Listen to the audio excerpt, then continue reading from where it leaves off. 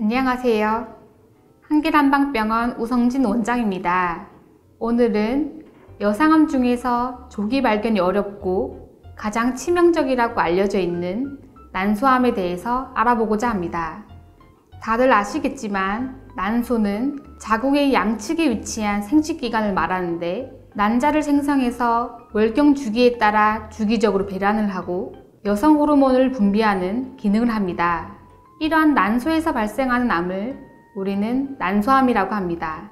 난소암을 발생시키는 정확한 원인은 알려져 있진 않지만 여러 연구에 따르면 크게 배란, 유전 요인, 유방암, 자궁내막암 또는 대장암을 앓았던 과거력, 성병과 활석 같은 환경적 요인 등으로 크게 구분할 수 있습니다.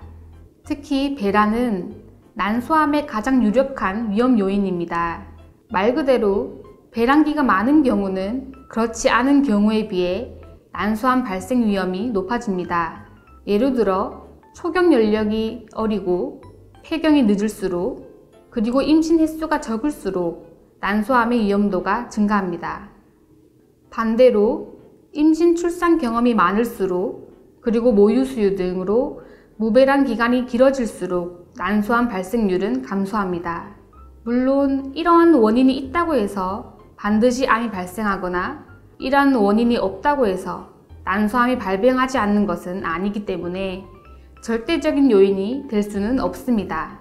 한편 경구 피임약의 경우에는 장기간 사용이 난소암의 예방 효과를 나타낸다고 알려졌지만 반대로 경구 피임약의 장기적인 복용은 유방암, 자궁경부암, 그리고 간암 등의 발병 증가와 관련이 있기 때문에 경구 피임약 복용의 장단점을 잘 이해하고 처방에 따라 복용해야 되지 남용하면 안 됩니다.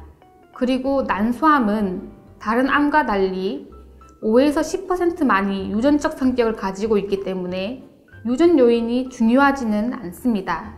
하지만 BRCA1 또는 BRCA2 유전자의 돌연변이가 있는 경우에는 난소암의 위험이 높아지기 때문에 주의해야 합니다. 난소암 환자의 10에서 14%에서 이러한 유전자 돌연변이가 발견되며 이러한 돌연변이를 보유하고 있는 경우에는 난소암뿐만 아니라 유방암, 대장암, 자궁내막암, 췌장암, 피부암 등이 증가하는 것으로 알려져 있습니다. 그래서 최근에는 BRCA 돌연변이를 보유한 여성의 출산 계획이 종료되면 예방적으로 난소 난간을 절제하는 수술을 하는 경우가 늘고 있습니다. 이러한 예방적 난소 난간 절제술을 통해 난소암 발생률을 낮출 수는 있겠지만 절제 후에 발생하는 폐경과 불임 등 삶의 질의 문제가 동반될 수 있기 때문에 무조건적으로 시행하는 것이 아니라 여러 상황을 고려하고 전문의의 상담을 통해 수술 여부를 결정할 필요가 있습니다.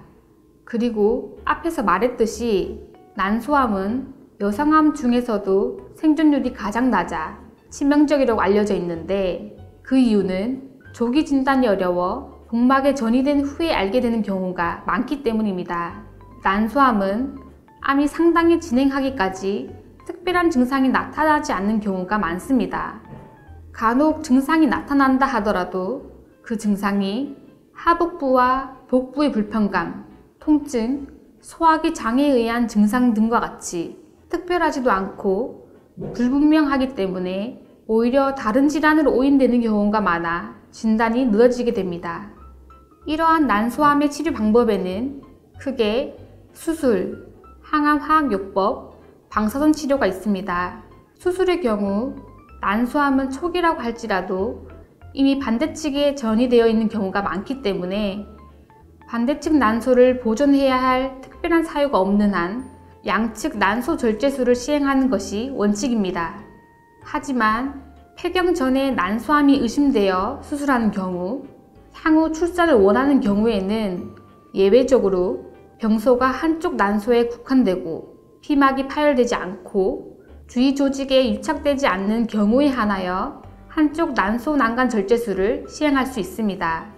중앙암 등록본부의 자료에 따르면 난소암의 5년 상대 생존율은 64%로 확인되지만 병기가 진행될수록 생존율은 점점 낮아지고 난소암 4기의 경우 5년 상대 생존율은 11%에 불과합니다.